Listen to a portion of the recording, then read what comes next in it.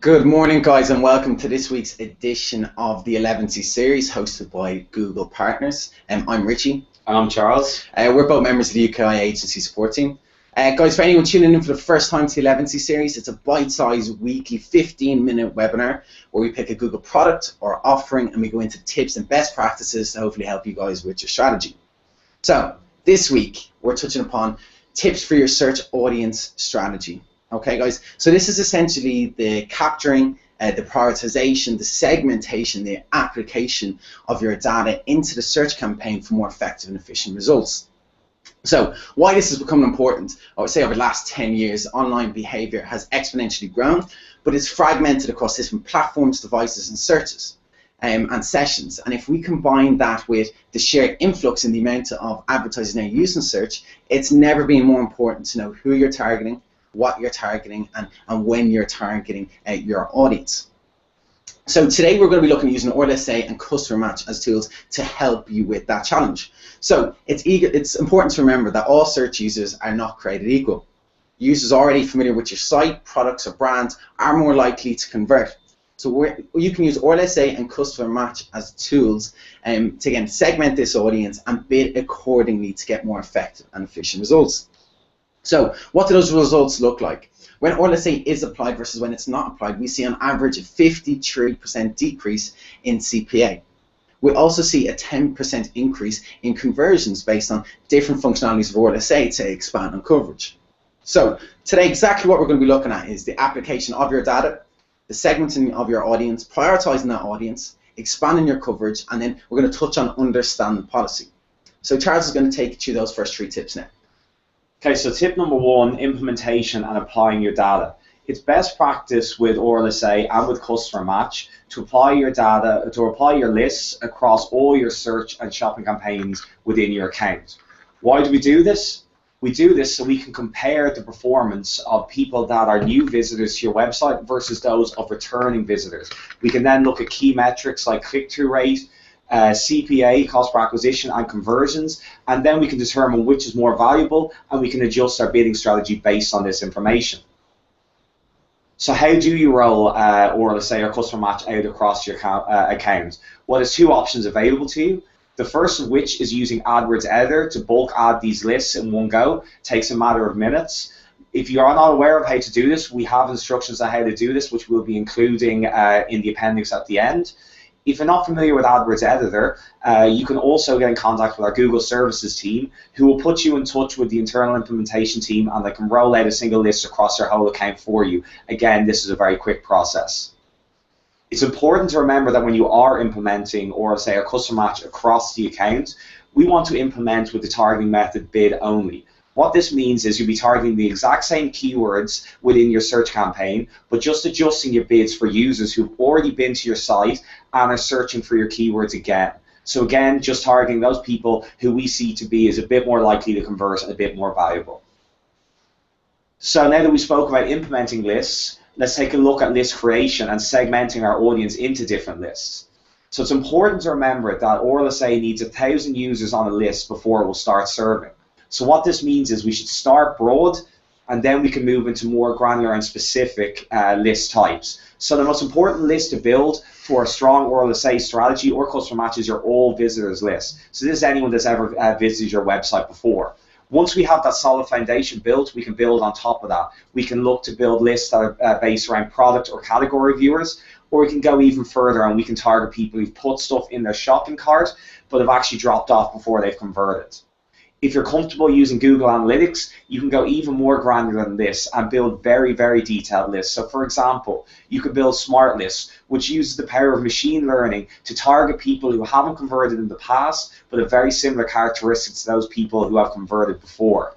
You can also target people based on their behavior on your website. So if someone has visited your site 3 to 4 times, or when they do visit you, they stay on your website for 10 to 15 minutes. You can build all these types of lists, so it's very powerful.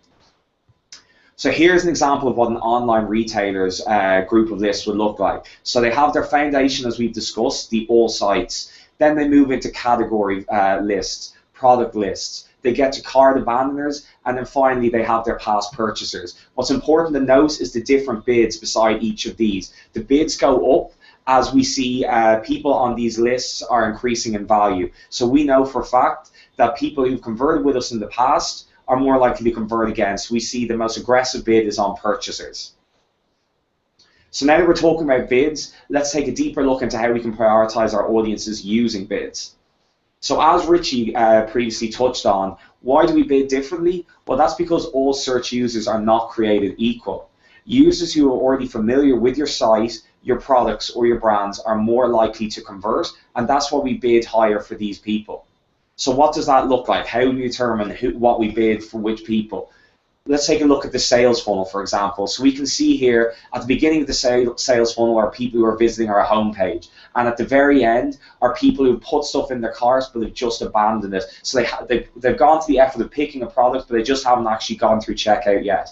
So clearly, people in the cart abandoners list are going to be that bit closer to converting. So we're going to bid more aggressively for these people. The talk being that they're that bit more close to converting, so we'll drive more conversions, and overall we'll have a lower CPA. If we want to put a formula to this, we look at the relevant conversion rate for returning visitors versus new visitors. So the formula to work out what you want to bid for this is you take the conversion rate of returning visitors, you subtract the conversion rate of new visitors, divide that by the new visitor conversion rate, and multiply that by 100. The figure you get here is what you should be bidding, and it shows you how much more likely returning visitors are to convert than new visitors.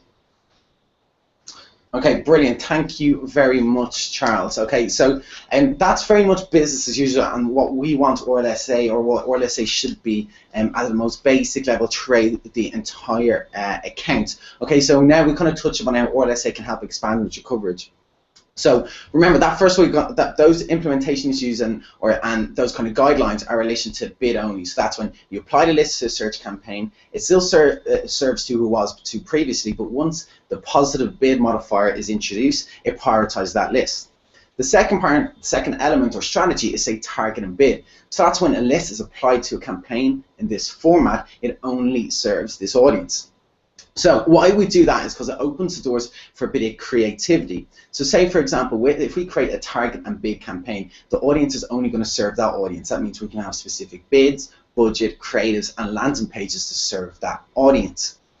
So if we look at an example, say if generic keywords are typically too expensive to bid on and the return on investment for all users wouldn't be suffice. So to kind of change that, and let's use an audience, say past purchasers. So someone's bought off our website before. Let's create a target and bid, just targeting this specific audience. And what we can do is use target those generic keywords which were typically too expensive beforehand, but because we know this list are more likely to convert, we can now enter these auctions.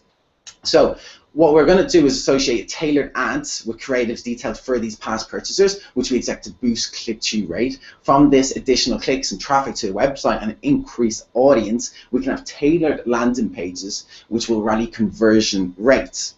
Okay, so another way to kind of look at expansion is through automation through dynamic search ads. So dynamic search ads is a campaign format where all you have to do is specify budget, an ad template, and what parts of your website you want to target. Then when a user types a query, if this query doesn't correspond to any of the keywords in your existing search campaigns, the system will find a page on your site to which the query will refer to. It will then dynamically generate an ad headline and a destination URL.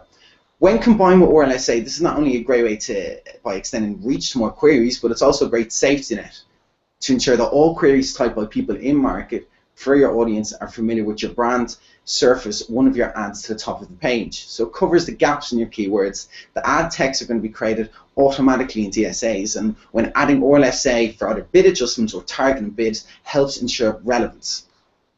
Okay, now we're going to touch on policy, which is kind of trying to understand the grey areas and what's possible and what's not possible with RLSA. So the basics: list duration maximum size is 180 days, and then in terms of list, has to be minimum 1,000 people on the list. In terms of that duration, you can use customer match to supplement that, because that can be, I suppose, over 180 days. So if you're kind of looking at seasonal events and to try and target people on, say, like a yearly basis, you can kind of lean on a customer match from that aspect. Okay, now kind of back to RLSA lists and creatives. It's not currently feasible to create lists or creatives which will try and harness the information of these categories, as it's deemed too sensitive. by Google. In terms of AdWords policy process, there's kind of 3 different levels. The site suspension for severe violation of this policy, where then there's list disabling. This is when all your lists will be disabled. You won't be able to apply them for your overall search audience strategy. And then finally, ad disapproval, where it's the issues kind of with the creative and the message you're getting across there. That's kind of where the grey area lies. So let's take a look at kind of 2 quick examples here. So in finance, a vertical where there's certainly kind of a grey area. Look at the first example in red, which is not allowed. So this is where you referred to debt and you're kind of directly talking to the individual about your debt, which will be viewed as sensitive subject. Look at the green, kind of just below that in the green, where a finance company is just explaining their offering, not doing anything personal. Well, this is allowed. Again, this is kind of a way around the grey area. Let's have a look at content aimed toward children. If you, or let's say it's a policy violation if you do target children with these creatives. As you can see, the first one does. It talks about your elementary school science fair. What is allowed is for content toward children is to kind of target adults. And talk, if you can see the bottom creative has tutor to success, aid your child, so it's clearly geared towards the parents, and that is allowed.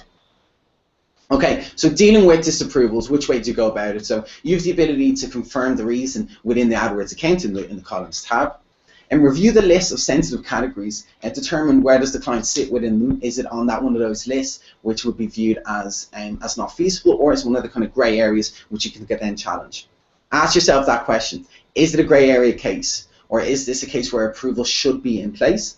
If you have any doubts on that, just contact our Google support team, email, phone, chat, and they'll happy to clear up and help challenge, I suppose, any issues you would have to help with your overall RLSA and search audience strategy. Okay, so guys, in terms of putting this together, as we've kind of mentioned, this should be part of all your search strategy. We can also use RLSA and customer match to take advantage of seasonal events. So in case anyone's forgot, which we hope you wouldn't have, it's Mother's Day on Sunday.